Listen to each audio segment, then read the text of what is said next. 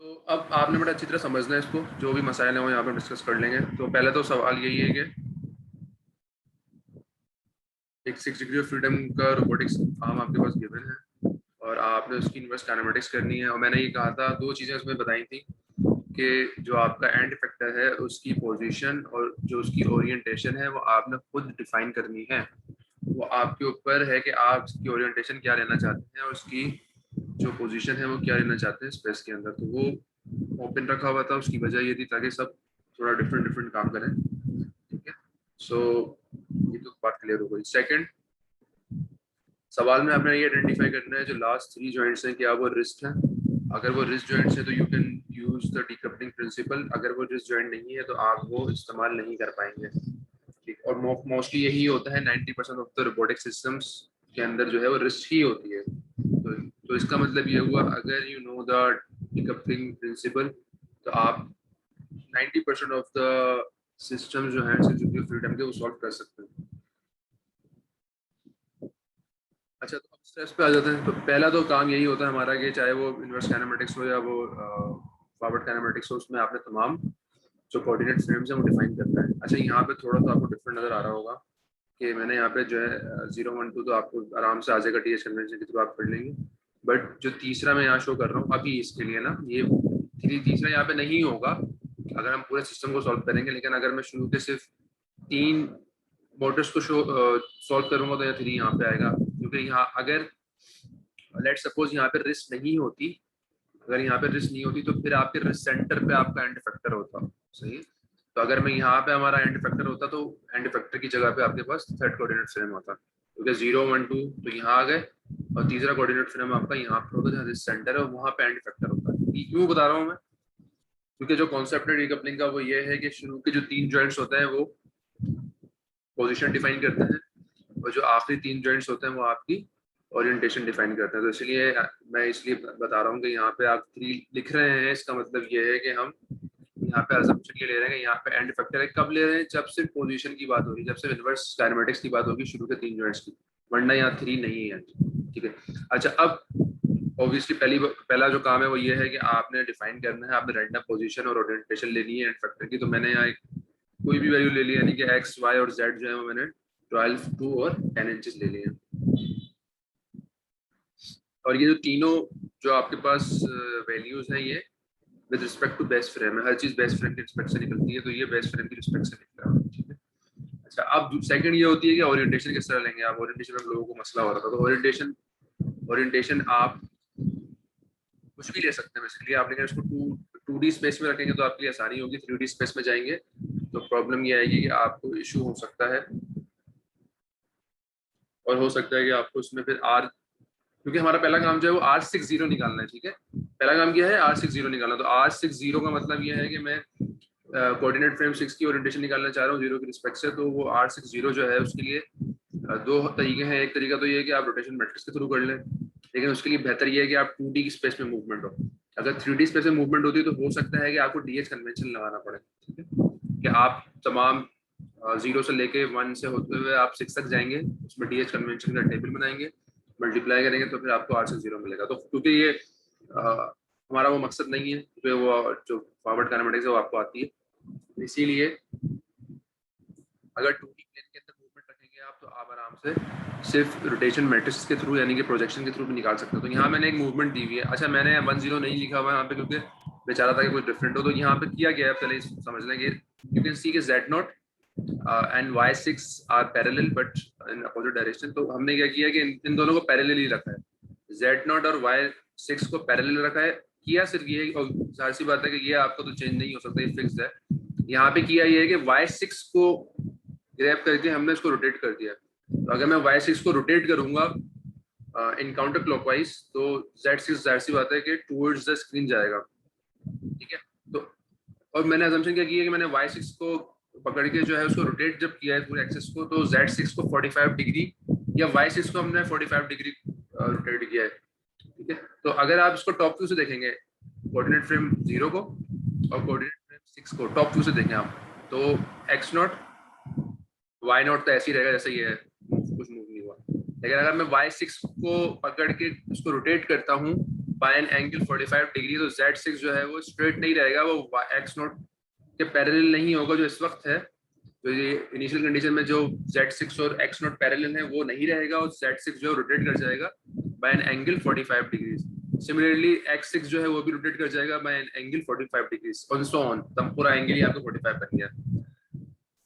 यहाँ तक क्लियर है सबको? मुझे बताओ कि यहाँ पे ये सही है कि हमने जो 45 एंगल दिया है इसको, तो अगर टॉप से देखता हूँ मैं तो सही है ये? Is it okay? सही है। लास्ट स्टेप ये वाला रिपीट करते हैं 45 वाला। ओके देखो, ओरिएंटेशन तो कुछ भी हो सकती है ना, तो आपका स्पेस पे बेसिकली कोई भी ओरिएंटेशन हो सकती है, लेकिन हम यहाँ पे कॉन्सेप्ट ये लगा रहे हैं कि हम 2D में रोटेट करेंगे। 2D की रोटेशन और 3D की रोटेशन समझ लो क्या है। 2D की रोटेशन का मकसद ये है कि 2D में ये होगा कि जैसे Z0 और Y6 ये पैरेलल ही रहेंगे, क्योंकि प्लेन में रोटेशन हुई है ना, XY प्लेन में रोटेशन हो रही है, इस एक्सिस के मुताबिक XY प्लेन में रोटेशन हुई है। तो जब 2D रोटेशन होगी तो Z0 और आपका Y6 पैरेलल रहेंगे और एक प्लेन में रोटेशन हो रही होगी, लेकिन ये जरूरी नहीं है। आप हो सकता है कि Y6 को मैं और मजीद, लेट सपोज मैंने पहले Y6 को रोटेट किया, उसके बाद मैं Z6X जो 6 है इसको भी रोटेट कर सकता हूँ, तो उस सूरत में 3D रोटेशन बन जाएगी। क्यों? क्योंकि उस सूरत में आपके पास Z0 और Y6 पैरेलल नहीं रहेंगे। अगर ऐसी कंडीशन आती है तो आप रोटेशन मैट्रिक्स के थ्रू आपको प्रॉब्लम होगी करने में। अगर आपको याद हो स्टैटिक्स में काम करते थे हम, प्रोजेक्शन वाला निकालते थे कंपोनेंट्स, उस तरह भी कर सकते हैं सूरत में, लेकिन हम इतना कॉम्प्लेक्स नहीं कर रहे हैं। आप इससे ज्यादा जो है ना मुश्किल नहीं मैं दूंगा, तो इस ओके, क्योंकि आप 2D प्लेन में अगर रोटेट करें इट्स ओके। लेकिन मैं सिर्फ समझाने के लिए कह रहा हूँ कि अगर 3D में रोटेशन होती है तो you need to find the TH convention के थ्रू आपको निकालना पड़ेगा रोटेशन R60, ठीक है। अच्छा, अब हमने यहाँ पे 45 डिग्री कैसा है, अजम्पशन ये की है कि जो Y6 है, Y6 को हमने पकड़ा है, उसको रोटेट कर दिया है, इस पूरे एक्सिस को रोटेट कर दिया है Y6 के अराउंड। तो क्या होगा, Z6 जो है वो थोड़ा रोटेट होकर अंदर चला जाएगा ना। मतलब अगर मैं इसमें बनाना चाहूँ यहाँ पे और मैं रोटेट करना चाहूँ इसको, तो इफ तो जाहिर सी बात है कि आपको Z6 कुछ यूं बनेगा, ठीक है, और आपका X जो है वो भी रोटेट कर जाएगा, ठीक है। तो अगर मैं Y6 को पकड़ के रोटेट करता हूँ तो Z6 will rotate in this direction and this angle is 45, और सिमिलरली X6 जो है वो भी शायद कुछ यहाँ पर आ जाए, ठीक है, तो वो भी इतना ही रोटेट होगा क्योंकि एक्सिस तो एक ही है। तो ये अगर मैं टॉप व्यू देखूं तो टॉप व्यू से X0 सीधा आ गया, बिल्कुल स्ट्रेट बना दिया आपने, ठीक है। Y0 स्ट्रेट ऊपर जा रहा है, वो भी बन गया। तो अब Z6 जो है वो X0 के पैरेलल नहीं है जो कि स्टार्ट में था। अब Z6 जो है वो रोटेट कर गया काउंटर क्लॉकवाइज 45 डिग्री। तो टॉप व्यू से अगर मैं देखूंगा तो there will be 45 degree angle between X0 and Z6। Why? क्योंकि Z6 जो है वो रोटेट कर गया है 45 डिग्री काउंटर क्लॉकवाइज। रोटेशन से पहले X0 और Z6 जो है वो दोनों पैरेलल थे, तो रोटेशन से पहले जो थे वो जो X0 था वहीं पे आपके पास, यहीं पे आपके पास जो था वो, जहाँ X0 है वहीं पे आपके पास Z6 भी था, लेकिन जब मैं इसको रोटेट किया तो वो Z6 इस तरह आ गया जिस तरह यहाँ शो हो रहा है 45 डिग्री। अच्छा, अब सवाल ये पैदा होता है कि Z0 और Y6 कहाँ है? तो भाई Z0 और Y6 जो है वो टुवर्ड्स द स्क्रीन या अवे फ्रॉम द स्क्रीन, इसलिए शो नहीं कर रहे हैं हमको, ठीक है, और उसको शो करने की जरूरत भी नहीं है यहाँ पे। वजह ये है कि जब दो एक्सिस जो है पैरेलल होते हैं तो उसका रोटेशन मैट्रिक्स तो 1 या 110 ऐसे ही बनता है ना, 1 तो 1 ही आएगा एक जगह पे, और तो या -1 आएगा अगर अपोजिट है, तो वो तो कोई मसला है नहीं, ठीक है। तो क्लियर है यहाँ तक बात? मुझे बताएं सर Y जो है वर्टिकली अपवर्ड है या इनसाइड द प्लेन है? अगर टॉप Y0 वाई नॉट या Y6 की बात हो रही है शायद, आई गेस। Y0 sir. नहीं, वाई नॉट तो बिल्कुल 2D प्लेन के अंदर है ना, हम टॉप व्यू से देख रहे हैं, this is your top view. तो अगर इसको टॉप व्यू से देखोगे तो कैसा नजर आएगा? वाई नॉट तो बिल्कुल स्ट्रेट नजर आएगा, 2D है, समझो this diagram is a 2D diagram, ठीक है। तो इसीलिए इसमें Y6 और Z0 नजर नहीं आ रहा, क्योंकि वो जो Z0 होगा, अगर मैं Z0 अवे टुवर्ड्स यू होगा जो आप देख रहे हो स्क्रीन पे, टुवर्ड्स स्क्रीन मतलब टुवर्ड्स यू जहां बैठे हैं, और जो Y6 होगा वो होगा इनटू द स्क्रीन होगा। तो Z0 is away from the screen in this diagram, in this 2D diagram, and Y6 is towards this. तो ये वो पॉइंट है, ठीक है। यहाँ तक क्लियर? मुझे बताएं ताकि आगे चलें। Yes sir.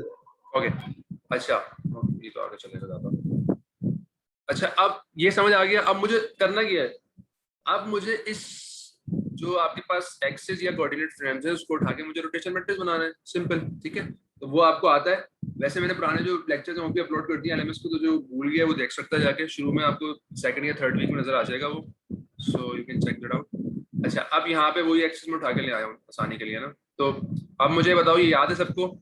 R60 पर लगाना चाह रहे हैं तो जाहिर सी बात है आसानी के लिए मैंने x6 y6 और z6 यहाँ लिख दिया है, and then we have x0 y0 z0।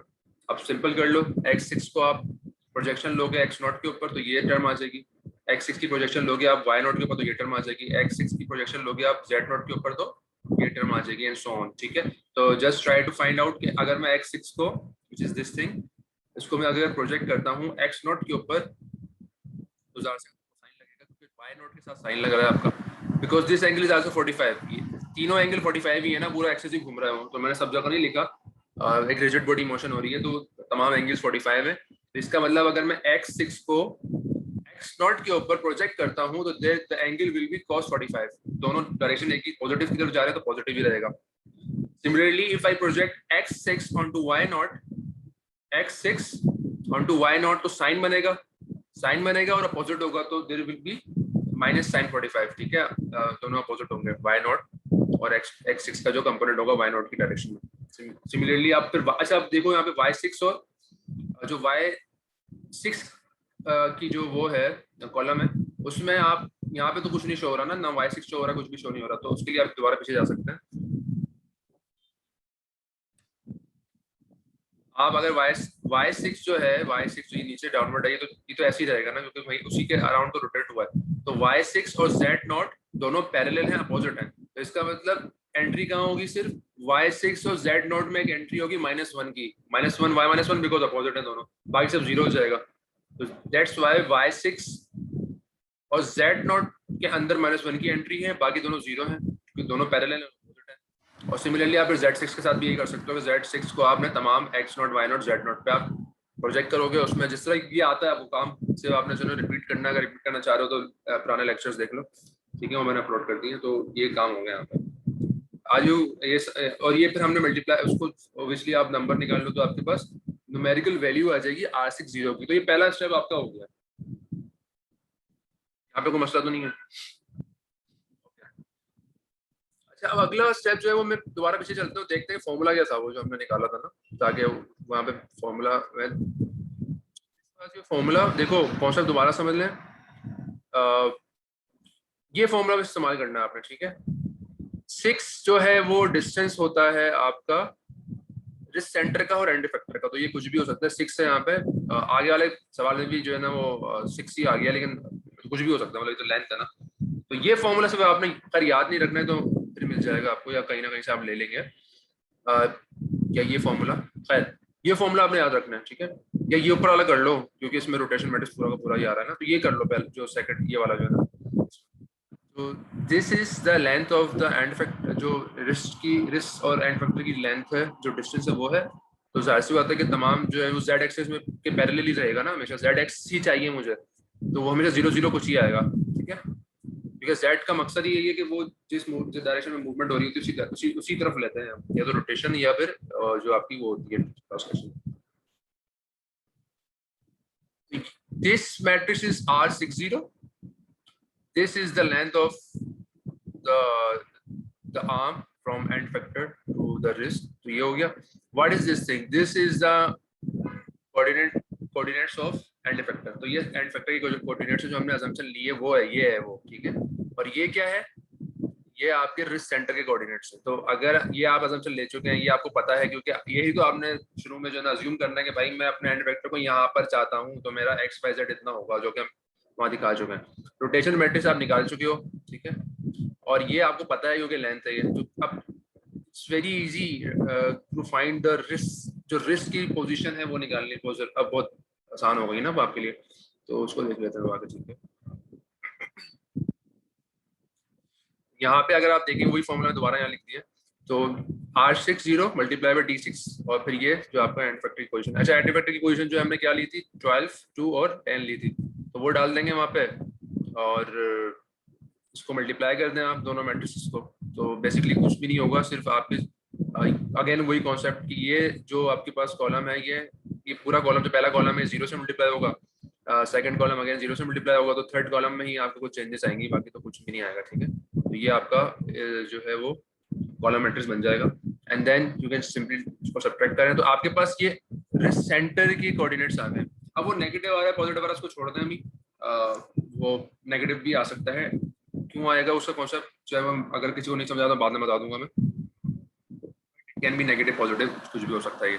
तो ये रिस्ट सेंटर की जो पोजीशन है वो आपके पास आ गई, यानी कि उसके वो किस उस स्पेस में कहाँ पर है, ठीक है। क्यों चाहिए था ये हमें, इसलिए चाहिए था कि हमने ये असम्पशन लगाई थी कि जो आपका जो शुरू के 3 जॉइंट्स हैं वो सिर्फ पोजीशन को डिफाइन कर रहे हैं सिस्टम की, तो इसीलिए हमें रिस्ट सेंटर की पोजीशन चाहिए थी ताकि हम इनवर्स काइनेमेटिक्स लगा सके शुरू के 3 जॉइंट्स के अंदर, ठीक है।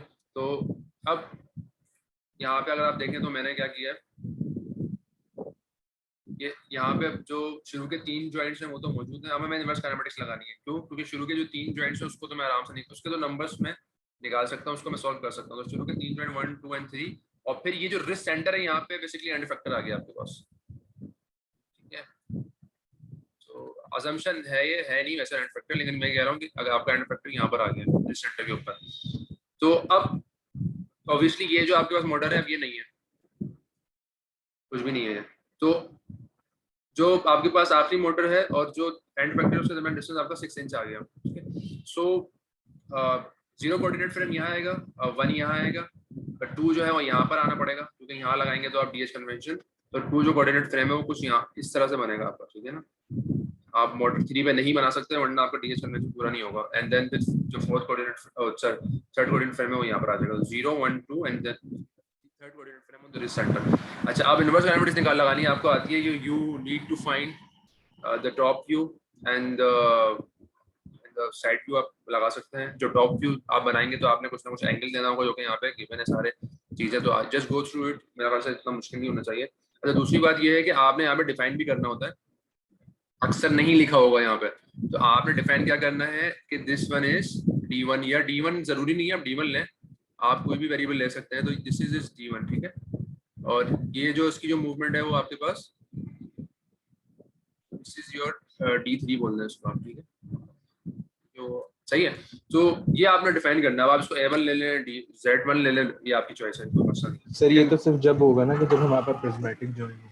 यस, तो अगर नहीं गिवन ना यहाँ पे D1, वरना थीटा बीटा तो वैसे ही ले लेते हो ना, theta is very very common ना कि वो तो वैसे ही लिख देते हो, लेकिन अक्सर मैंने देखा कि आप प्रिज्मेटिक में भूल जाते हो, तो इसलिए मैंने कहा कि लिख दिया करो।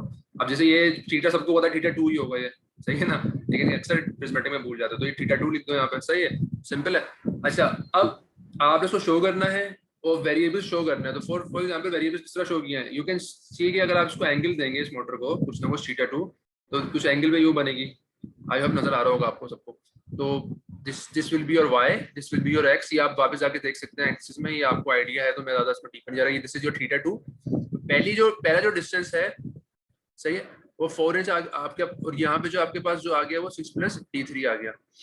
अच्छा जी,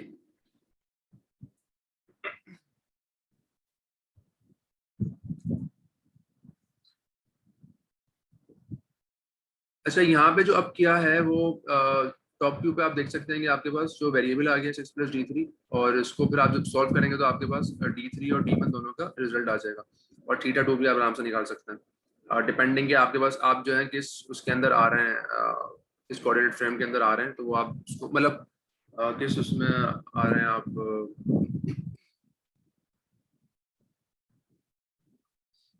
जो है वो आप पहले वाले में आ रहे हैं, दूसरे में, थर्ड में, फोर्थ में, तो उस डिपेंडिंग कि आप जो है, क्योंकि यहाँ पे जब भी आप इस्तेमाल करते हैं तो आप 8 लगाते हैं, तो उस हिसाब से आप देख सकते हैं। अगेन आपको जाके देखना पड़ेगा कि आपने +80 करना है, -180 करना क्या एक्जेक्टली ना आपने, तो you can check that out. अच्छा जी, सो यहाँ तक बात क्लियर है सबको, कोई प्रॉब्लम किसी को तो नहीं आ रही, ये समझ आ रहा है कि 6 + D3 क्यों आया है, आपने यहाँ D3 लगाना है क्योंकि D3 कुछ भी हो सकता है, हमेशा वेरिएबल के टर्म में लेके चलते हैं आप, तो यहाँ पे 6 इंच जो है वो तो कांस्टेंट है distance from the third motor to end factor, but there should be D3 as well. तो D3 जब ये मोटर मूव होगी आगे तो there will be something 6 + D3। अच्छा, ये भी असम्पशन हो सकती है कि मोटर जो है इसमें ये मूवमेंट भी हो कि वो जो आर्म की लेंथ है वो कम कर सके, मतलब मोटर की movement on the negative x axis भी हो सके, तो ये भी पॉसिबल, इसलिए हमारा नेगेटिव आ रहा था वो, ठीक है। सो खैर ये समझ आना चाहिए कि the variable part is t3 + 6। ये सबको क्लियर है बात? ठीक है। और शुरू का जो वो लेंगे वो तो आपको 4 ही रहेगा क्योंकि ये सिर्फ ये नजर आ रहा है आपके पास। ठीक। और फिर सिमिलरली आप जो साइड व्यू बनाएंगे उसमें आप आराम से E1 भी निकाल सकते हैं। तो आपके पास बेसिकली 3 रिजल्ट तो आ ही गए। जो आपके 3 कोऑर्डिनेट, जो 3 आपके पास वो थे, शुरू के 3 जॉइंट्स वेरिएबल थे, वो आराम से आप निकाल चुके हैं। आगे चलें, मुझे काइंडली बताया आप तो फॉरवर्ड। इशू है तो मुझसे पूछना जी। आवाज नहीं आई, कोई मसला नहीं किसी को? अच्छा जी, ओके। सो यहाँ तक हम आ गए। अब हमने क्या निकाल लिया था? मैं तीनों तो सॉल्व कर लिया था। अब अगला हमारा R60 निकाल चुके हैं। हमने R30 निकालना है। अच्छा, अब R30 निकालने के लिए हम क्या करेंगे? आपको शुरू के 3 जो जॉइंट्स हैं उनका डीएच कन्वेंशन के थ्रू सॉल्व करना पड़ेगा। यहाँ पे आसानी है बड़ी हमारी। यहाँ क्या आसानी है? क्योंकि शुरू के 3 जॉइंट्स उसमें सिर्फ एक ही थीटा आ रहा है, थीटा 2। बाकी इसका भी वेरिएबल थीटा तो नहीं है, और इसका वेरिएबल भी थीटा नहीं है। तो आपके पास सिर्फ थीटा 2 आ रहा है। तो आप उसको सॉल्व करेंगे तो आपके पास सिर्फ बहुत आसान, एक बहुत सिंपल सा R30 बनेगा। यानी कि 3 कोऑर्डिनेट फ्रेम को हम देख रहे हैं 0 की रिस्पेक्ट से। उसमें बहुत ही एक सिंपल जो है आपका मैट्रिक्स बनेगा, जिसमें सिर्फ थीटाज आ रहे होंगे, और डिपेंडिंग है वो नेगेटिव है पॉजिटिव है, तो you can easily write down the equations जो भी मतलब मैट्रिक्स बन रहा है। और फिर इसमें थीटा 2 तो हमें पता है क्योंकि हम यहाँ निकाल चुके हैं थीटा 2। तो थीटा 2 जो है वो आप इस्तेमाल कर लेंगे और आपके पास R30 आ जाएगा। सो अब आपके पास R30 भी आ चुका है और R60 भी आ चुका है। तो मुझे निकालना क्या है? I am interested in R63। Why? Because R63 is given in variable form. अपने क्या वेरिएबल की टर्म्स में हमें पता है। दूसरी बात, R63 हमेशा यही रहेगा। व्हाई? बिकॉज हम तो यही असम्पशन लेके चल रहे हैं कि हमेशा 6 से 3 जो आपके मोटर्स लगी हुई हैं वो आपकी रिस्ट है। तो रिस्ट का तो एक ही रिजल्ट आएगा ना बन के हमेशा। तो ये हमेशा आपका R63 यही रहेगा, इसमें कुछ चेंज नहीं आएगा। ठीक है। सो R63 मुझे वेरिएबल की फॉर्म में पता है। मुझे किस में चाहिए? मुझे न्यूमेरिकल फॉर्म में चाहिए। तो न्यूमेरिकल फॉर्म में हम सिंपल ये फॉर्मूला लगा सकते हैं। और आपको पता है कि जो रोटेशन मैट्रिक्स होता है उसका ट्रांसपोज और इनवर्स बराबर होते हैं। तो क्या आपने R63 निकालना है तो R30 और R60 का इसका ट्रांसपोज बेसिकली आया इस तरह से। शुरू में जाकर मैं दिखा दूँ ताकि कोई कंफ्यूज ना हो। सो बेसिकली ये था ना, ये तो कॉन्सेप्ट आपको पता ही है कि if you need to find R60, so R03 and then you go from R3 to 6। तो ये इस तरह तो रोटेशन मैट्रिक्स आप आराम से लिख सकते हैं। I am interested in R63, तो R63 को अलग कर देंगे और R30 को वहां ले जाएंगे, तो you can write this thing. तो यही इस्तेमाल किए हमने, यानी कि मुझे R60 निकालना है और R30 निकालना है। R60 में निकाल चुका हूँ, R30 भी निकाल चुका हूँ। नाउ 2 को मल्टीप्लाई करेंगे तो यू विल गेट R60। ठीक है। सो यहाँ पे R63 जो है वो वही उठा लिया हमने वहां से जो रिजल्ट था एंड फैक्टर की डीएच कन्वेंशन से जो आया था। और ये जो है यहाँ पे हमने दोनों को मल्टीप्लाई कर दिया, मतलब दोनों मैट्रिक्स को मल्टीप्लाई किया, तो you will get something like this. अब आप मल्टीप्लाई कहीं से भी करें, आप कैलकुलेटर से करें, आप मैटलैब से करें, आप ऑनलाइन टूल से करें, डजंट मैटर। अच्छा, अब द प्रॉब्लम क्या आती है यहाँ पे? कुछ लोगों को प्रॉब्लम ये आती है कि रिजल्ट डिफरेंट आ रहे थे। तो रिजल्ट डिफरेंट आएंगे, 100% रिजल्ट डिफरेंट आएंगे। व्हाई? बिकॉज कितने अननोन्स हैं यहाँ पे? 3 अननोन्स हैं, 4, 5 and 6, and you have 6 equations actually। तो 6 equations हो, अगर 3 अननोन हो तो आपके पास डिफरेंट रिजल्ट्स ही आएंगे। और जो इनवर्स काइनेमेटिक्स है उसका तो कॉन्सेप्ट ही यही है कि डिफरेंट तरीकों से आप उस पॉइंट पे पहुंच सकते हैं। तो उसमें घबराने की जरूरत नहीं है। आप मुझे सिर्फ एक रिजल्ट दिखा दें, ओके, मैं उसमें ज्यादा वो नहीं करूंगा क्योंकि result is important but it's not that important. The steps and the process and the concepts are important. ठीक है। तो रिजल्ट के जो ना मे बी 5-10% मार्क्स होते हैं, दैट्स इट। अच्छा, तो लेकिन अगर बिल्कुल ही अचीव गरीब आपने काम किया हुआ तो जाहिर सी बात है नंबर ज्यादा घटेंगे आपके। तो वो आपने देखना है कि आपके स्टेप्स सही हो। सो आप क्या करना है, you know the numerical value सारी जो आप निकाल चुके हैं दोनों को मल्टीप्लाई करके, and you know the variable. अब आप you can find the results. मतलब आप C5 जो है वो किसके बराबर है? C5 इज इक्वल टू 0.4829, तो you can easily find theta 5। ठीक है। एंड देन फिर आप बाकी कोई भी 2 इक्वेशन और लगा के आप मजीद जो थीटा 4 और थीटा 6 है वो निकाल सकते हैं। तो ये निकाल लिया, दैट्स इट, ये सवाल खत्म हो गया आपका। क्योंकि आप शुरू के 3 वेरिएबल्स, जॉइंट वेरिएबल्स, उसका रिजल्ट पहले निकाल चुके हैं इनवर्स काइनेमेटिक्स के थ्रू, मतलब प्रोजेक्शन वाले पार्ट के through. And for the last 3 joints आप जो है वो लास्ट 3 जॉइंट्स है वो जो है वो आप इसके थ्रू आराम से निकाल रहे हैं। ठीक है, तो आप देखें यहाँ पे मैंने जो 2 डिफरेंट फॉर्मूलेज लगाए हैं, तो उसमें एक में थीटा 6 0 आ रहा है और एक में थीटा 6 90 आ रहा है। तो इट्स फाइन, आप कोई भी एक सॉल्व कर लें, ज़्यादा सॉल्व करने की जरूरत नहीं है, क्योंकि it there has to be difference. वरना तो सवाल अगर 3 इक्वेशन और 3 अननोन होते तो मैं समझ आती बात कि 3 ही रिजल्ट आएंगे, बट अगर 9 इक्वेशन है और 3 अननोन है तो कैसे हो सकता है कि आपके पास एक ही रिजल्ट आए? इट्स नॉट पॉसिबल, फिक्स नहीं हो सकता कभी भी, हो ना। तो उसमें चेंजेस आएंगी, यकीनन आएंगी। ठीक है, तो आपने उसमें नहीं जाना, just do the maths and get only one result, तो it's fine। ठीक है, वो काफी है मतलब। तो ये सवाल था। अच्छा, अब आप ये देखेंगे कि स्टेप्स अगर स्ट्रेस आप देख लेते कि आपने निकालना किया तो आप बड़े आराम से मेरा नहीं ख्याल कोई मसला होना चाहिए। हाँ, उसमें कोई मसला इशू कर सकते हैं आप लोग कैलकुलेशन का, लेकिन बाकी तो बड़ा ही स्ट्रेट फॉरवर्ड स्टेप्स हैं जो वही फॉलो करना है। बेसिकली आपने तो अपनी दिमाग में कम ही लगाना है वैसे तो आई होप बस ये है काम जिसको चेंज होगा। ठीक है, तो ये इन्वर्स काइनेमेटिक, क्योंकि 3 जो मोटर्स हैं कुछ भी हो सकती हैं, तो ये जो काम है जो आपने साइड पे टॉप व्यू बनाना है, ये आपने उस वक्त फिर आपने डिसाइड करना है किस तरह बनाना है आपने। तो ये कुछ भी हो सकता है। इन तीनों मोटर्स को मैं चेंज कर सकता हूँ, इसमें जो है वो सेट आ सकता है। सो ये एक चीज चेंज हो सकती है, बाकी जो है वो R63 बिल्कुल वैसे ही रहेगा, रेस्ट हमेशा वही रहेगी। तो बाकी सर ये डीएच कन्वेंशन से जो R30 निकालना था, ये उसी तरह से होगा ना जो टेबल बनाते थे, लिंक अल्फा जो सब कुछ निकालते थे, 4x4 का जो मैट्रिक्स बनता था। आप 3x3 से भी कर सकते हैं क्योंकि you are just interested in R, but it's okay यार, बिल्कुल सही है, ऐसे ही होगा। सर मेरा R36 से क्वेश्चन है कि आपने बोला कि वहाँ पे वो कांस्टेंट ही रहेगा, मतलब हर बारी हम ये यूज करेंगे, लेकिन सर जब उस पे डीएच कन्वेंशन लगा के सॉल्व किया था तो उस एलिमेंट सेम थे लेकिन उनकी पोजीशंस चेंज हो गई थी। तो क्या उन पोजीशंस को कंसिडर नहीं करेंगे अगर हमें देखना हो कोई दूसरे सिस्टम को? समझ नहीं आया मुझे आपकी बात। R63 मतलब ये आपके पास मैट्रिक्स नहीं आया, आपके पास कोई और मैट्रिक्स आया? सर मेरा जो मैट्रिक्स आया ना उसमें एलिमेंट्स सेम थे, पोजीशंस एक एक की अलग थी। तो याद है किसकी पोजीशन अलग थी, मुझे जरा बता दो अगर याद हो सर कुछ। जैसे ये देखो है ना, ये मिड में आई। हाँ, इसका रीजन मुझे ये समझ आ रहा है कि हो सकता आपके एक्सेस बिल्कुल ऐसे ही थे जैसे उन्होंने लिया है। ये बताओ पहले मुझे जो आपके। नहीं सर, चेंज हाँ, थे। तो उस पे मस्त यही तो फर्क है। तो बेसिकली ये ये अच्छी बात बताई आपने, गुड पॉइंट ये समझ लो क्या है, पॉइंट कॉन्सेप्ट समझ लो।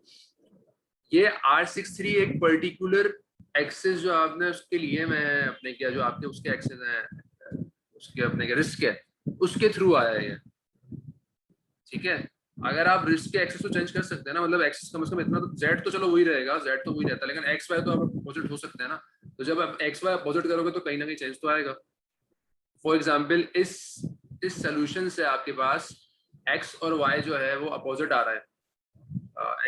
एक्स जो है वो राइट कहीं भी हो सकता है, लेकिन जो आपका सोल्यूशन है उसमें एक्स वाई बिल्कुल अपोजिट है, तो पॉसिबल जरूरी 100% जो रोटेशन मैट्रिक्स चेंज होगा। तो मैं क्या करता हूँ, मैं सवाल में करता क्या हूँ, मैं जो आपको जो 6 और 3 के जो कोऑर्डिनेट फ्रेम्स हैं वो दे दूंगा सवाल में, वो फिक्स हो जाएंगे कि भाई जो आपके पास रिस्क की जो 3 मोटर्स हैं उनके कोऑर्डिनेट फ्रेम फिक्स है और उसका रिजल्ट ये आ रहा है। तो आपने अपना दिमाग लगाने की जरूरत नहीं है, आपको दोबारा ये मल्टीप्लाई नहीं करना पड़ेगा, क्योंकि ये अगर मल्टीप्लाई करने बैठेगा तो 2-3 घंटे में भी सवाल सॉल्व नहीं होगा। ठीक है ना। सो कुछ चीजें मैं दे दूंगा, जैसे R63 आपको मिल जाएगा ये वाला, और मैं जो मोटर्स है लास्ट 3 की वो भी बता दूंगा मैं, भाई ये 3 मोटर्स हैं और इस पे इस तरह के कोऑर्डिनेट फ्रेम्स बने हुए हैं और उन 3 कोऑर्डिनेट फ्रेम से ये रिजल्ट आ रहा है। अगर आप कोऑर्डिनेट फ्रेम चेंज करते हो आपका R66 चेंज हो जाएगा। ऐसा ही है। सही सर, गॉट इट। हाँ, तो थोड़ा आसानी में कर दूंगा, मैं उतना ही चीज दूंगा जो आप कर सकते हो। ऐसा कभी भी नहीं होगा कि मैं पता नहीं क्या क्या, ये अगर सवाल पूरा का पूरा स्ट्रेट आपसे 0 से करना हो तो शायद 3 घंटे में भी नहीं आऊँ। तो आई नो दिस थिंग, तो ऐसा मसला।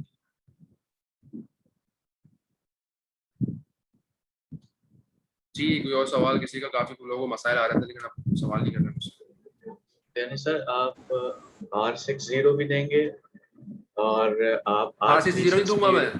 हाँ। R60 में इस तरह दे सकता हूँ कि मैं आपको बता दूंगा कि भाई मुझे एंड फैक्टर कहाँ चाहिए। सही है ना, तो फिर आपने उसमें से बनाना है खुद है, R60 को बनाना आपने खुद है, लेकिन वो मैं ये बता दूंगा कि 6 कहाँ चाहिए मुझे। सही है। विद रिस्पेक्ट टू 0 जैसे आपने एक्सेस बनाया हुआ है इस तरह से शो कर देना।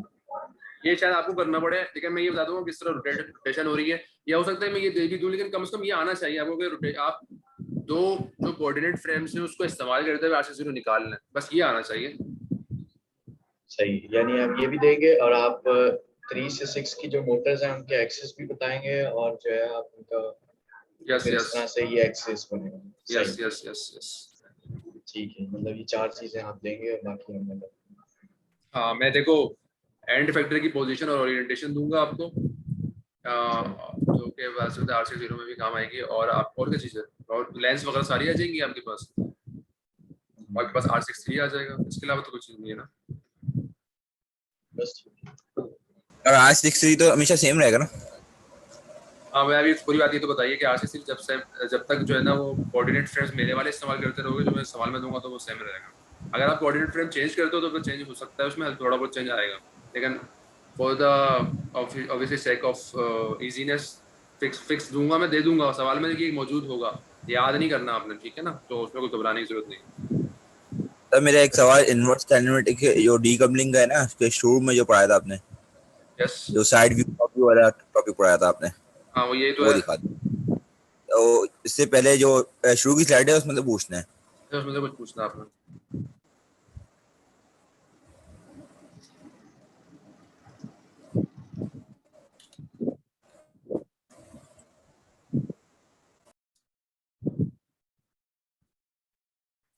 कौन सा आप मुझे बताइएगा प्लीज, कहाँ रुकना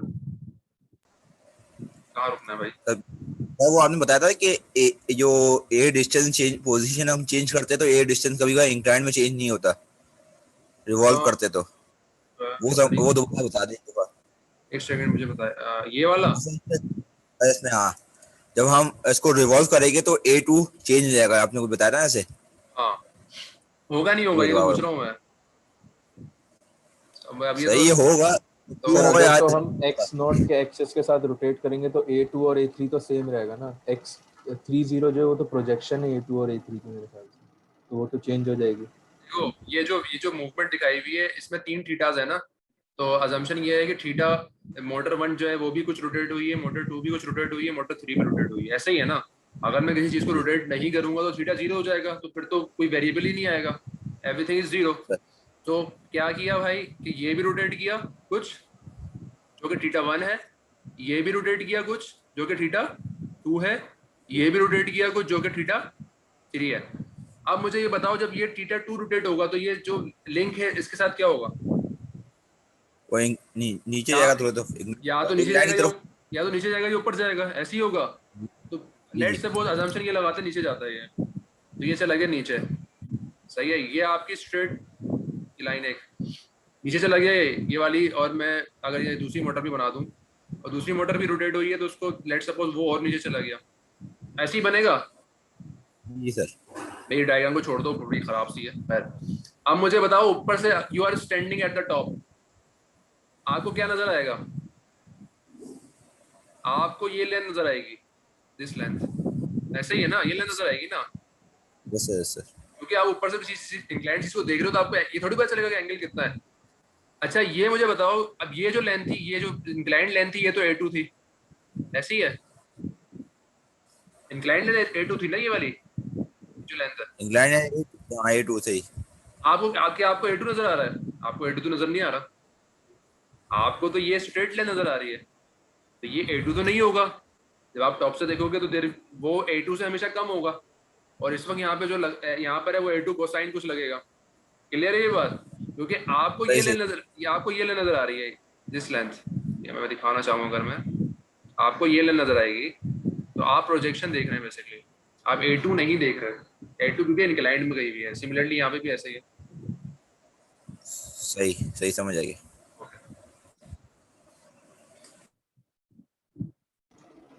अच्छा गाइज, मुझे लग रहा है टाइम कम रह गया, सिर्फ 1 मिनट रह गया, तो दोबारा ज्वाइन कर लेते हैं, और किसी को सवाल है तो मुझसे पूछ सकता है फिर, ठीक है? तो काइंडली ज्वाइन अगेन, मैं इसको एंड कर रहा हूँ, फिर आप लोग वापस आ जाओ। अटेंडेंस नहीं ली मैंने तो दोबारा आना जरूरी है, फिर अटेंडेंस लेके आप लोग चले जाइए।